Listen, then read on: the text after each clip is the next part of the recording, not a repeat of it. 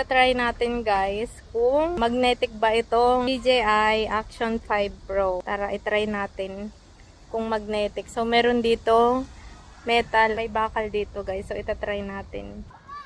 Oh! Hindi naman ay parang kinikilikis eh. Start recording. Yan. So, ito yung kanyang puwet. Parang dito lang sa puwet magnetic. So, itatry natin for the first time. So, ano ba? Ano ba natin itatry? To set. Ang galing! Hindi siya nalaglag, guys. So, talagang magnetic pala talaga itong DJI Action 5 Pro. So, ngayon lang ako nagkaroon ng action camera. Tapos, magnetic pa. Aesthetic. Magnetic pala yung ganyang camera, guys. Wow. Ang galing. Nababano na naman ako.